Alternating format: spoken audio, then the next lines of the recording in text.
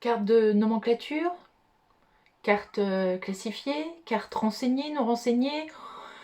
Tout ça, c'est un petit peu obscur quand on n'a pas été formé ou quand on est complètement ignorant de la pédagogie Montessori. Donc je vous propose qu'ensemble, on voit tout ça. Évidemment, avec des cartes sur les instruments de musique, puisqu'on est sur une chaîne Musique et Montessori.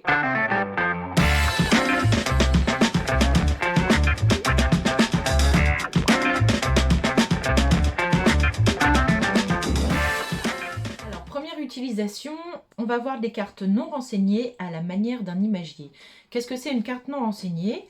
C'est une carte où on retrouve l'objet de l'étude, de l'observation, ici donc un instrument de musique, non renseigné parce qu'il n'y a pas son nom en dessous. Donc c'est un imagier en fait, comme un imagier tout simple qu'on utilise avec les enfants. Vous les utilisez entre 12 et 15 mois, à partir du moment où l'enfant pointe du doigt et puis voilà, arrive un petit peu à sélectionner les choses qu'il regarde et qu'il reconnaît. Avant toute chose, le point de départ, c'est le vécu de l'enfant. Qu'est-ce que ça veut dire? Le point de départ, c'est le vécu de l'enfant. Vous allez présenter à votre enfant de 1 à 3 cartes à la fois seulement, qui doivent faire sens pour lui. C'est-à-dire que c'est un instrument qu'il a déjà vu, qu'il connaît bien, qu'il vous voit jouer. Ça doit faire sens dans son vécu. Donc si c'est une carte, c'est bien. Si c'est 2, c'est bien. Et puis après, on peut en rajouter une qu'il ne connaît pas. Dans un premier temps, donc vous allez également, puisque ici on parle vocabulaire et musique, donc vous allez, très important, préparer votre playlist. Alors moi j'ai choisi pour vous une carte violoncelle, une carte harpe et une carte saxophone. J'ai préparé ici ma petite playlist pour pouvoir vous faire écouter les timbres de ces instruments, évidemment. Comment présenter ces cartes à l'enfant? Vous commencez évidemment par l'instrument qui fait écho dans le vécu de l'enfant, comme je viens de vous le dire. Violoncelle. Violoncelle. Évidemment, vous lui faites écouter un petit peu plus longtemps, vous en profitez, n'est-ce pas? Si vous observez, chez Montessori, vous savez bien que l'observation, c'est une des choses les plus importantes. Donc si vous observez que votre enfant est intéressé, que ça lui plaît, qu'il reste concentré et calme, à ce moment-là, vous pouvez lui proposer une deuxième carte. Harpe. Harpe. Alors vous faites ça avec 1, 2, 3 cartes comme vous voulez. Une fois que c'est fait, et que ces 3 instruments, ils commencent un petit peu à les entendre, à les connaître, vous pouvez faire ça une fois de temps en temps. Je vous propose une deuxième utilisation pour des enfants un petit peu plus âgés, dont le but là est vraiment l'acquisition du vocabulaire et nous en musique du timbre de l'instrument. Donc vers 2 ans et demi, 3 ans, on peut passer à une leçon en 3 temps. La leçon en 3 temps chez Montessori. Cette leçon en 3 temps, ça vient d'un médecin éducateur français, Édouard Séguin, en fait. Maria Montessori a repris ses travaux. Donc la leçon en 3 temps, il y a donc 3 temps.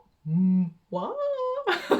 Dans une première partie, c'est le temps de la connaissance. En fait, le temps de la connaissance, c'est ce qu'on vient de faire maintenant. C'est-à-dire que vous montrez à votre enfant une carte avec un instrument, vous lui dites son nom, vous lui faites écouter le son, exactement comme on l'a fait. Ça, c'est le temps de la connaissance. Donc, la leçon en 3 temps peut ne pas se faire le même jour. La deuxième étape de la leçon en 3 temps, c'est la reconnaissance. À ce moment-là, vous demandez à l'enfant « Montre-moi violoncelle ». Et l'enfant va pointer du doigt ou va vous donner la carte. Évidemment, vous lui faites écouter son timbre en même temps pour que ça continue à s'associer dans son oreille. Montre-moi violoncelle. Montre-moi violoncelle. Donc ça, c'est le deuxième temps, le temps de la reconnaissance. Ensuite, on a le troisième temps, le temps de la restitution. Ici, en musique, éveil musical, ça va se faire en 2 petites parties. Première partie, vous allez pointer du doigt un instrument, une carte, et puis vous allez lui demander « Qu'est-ce que c'est ?» Et l'enfant, s'il a bien intégré les 2 premières étapes, il va vous dire « Violoncelle ». Qu'est-ce que c'est? Harpe. La deuxième partie, du temps 3 de la restitution que je vous propose, c'est en fait une reconnaissance auditive du timbre. Et vous lui demandez « Qu'est-ce que c'est ? Qu'est-ce qu'on entend ?»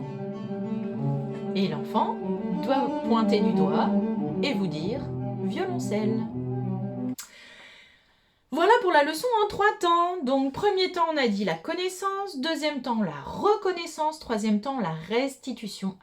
Une question que se posent souvent les parents ou les éducateurs. Si l'enfant se trompe, comment le corriger? Comment remédier? Vous savez que chez Montessori, la posture de l'adulte, elle est très humble. L'adulte éducateur, éducatrice observe beaucoup, se base sur l'observation de l'enfant pour le faire évoluer. Que faire si l'enfant se trompe? Montre-moi violoncelle. Harpe. Ça, c'est harpe. Montre-moi violoncelle. Voilà. Il y a juste à donner le nom correct de la carte que l'enfant vous a montré ou donné et vous reposez la question, tout simplement. Si ça n'a pas l'air de rentrer dans sa tête, à ce moment-là, vous repassez par l'étape numéro 1 et l'étape numéro 2. Tout simplement et sans plus se stresser que ça. Deuxième chose, que faire si mon enfant n'est pas du tout disponible et n'est pas du tout intéressé? Eh ben c'est bien son droit, ma petite dame. J'ai envie de vous dire, non mais à ce moment-là, vous observez que votre enfant évidemment n'est pas disponible pour cette activité, n'est pas trop intéressé, a envie de faire autre chose. C'est pas grave, on n'insiste pas, on lui dit, ben je vois que là, c'est pas le moment en fait de faire cette activité pour toi. Tu n'es pas prêt, tu n'es pas disponible à ce moment-là, je te propose de faire autre chose. Et vous lui proposez une autre activité et surtout vous lui dites, on va y revenir une prochaine fois si tu es d'accord, si tu as envie. Évidemment, sur le moment, il peut ne pas avoir envie, mais on ne sait jamais. D'un coup, ça peut lui faire tilt. D'accord? Donc on ne se prend pas la tête là-dessus non plus si l'enfant n'est pas disponible à ce moment-là. On ne va pas lui faire du rabâchage, on n'est pas du tout là-dessus. Bien, pour aller plus loin, j'ai des propositions à vous faire. Première proposition, vous invitez l'enfant à trouver l'instrument grâce à votre description. Alors, je pense à un instrument qui a la forme d'un triangle géant, qui a beaucoup de cordes. La harpe. Ah ouais, trop facile. Deuxième proposition, vous montrez à l'enfant l'instrument joué en vidéo.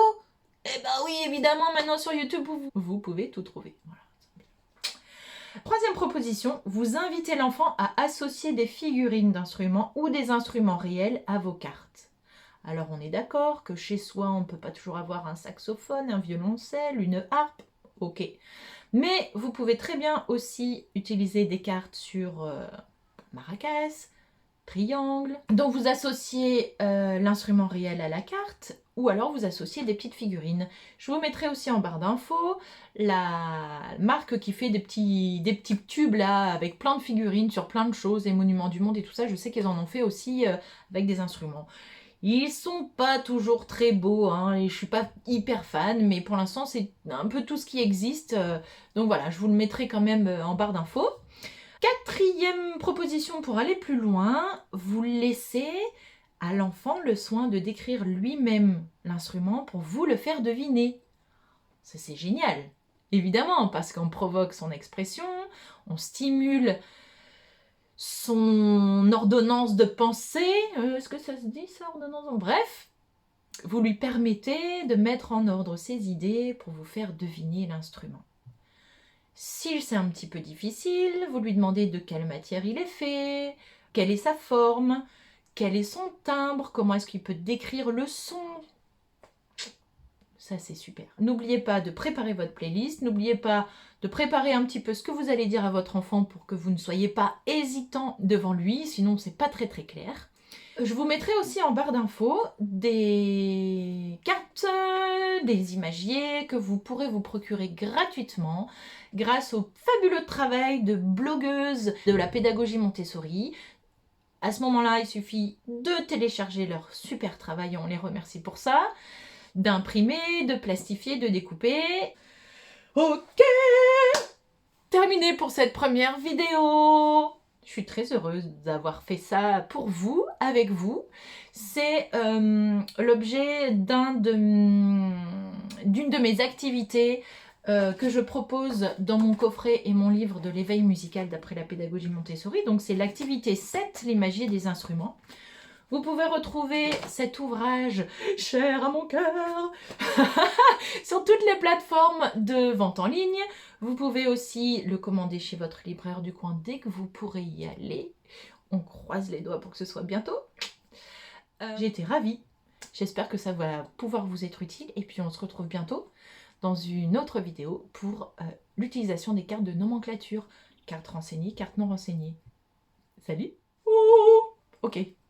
Oui, vous le savez peut-être pas encore, mais je suis chanteuse, alors des fois ça sort aussi comme ça. On sait pas d'où.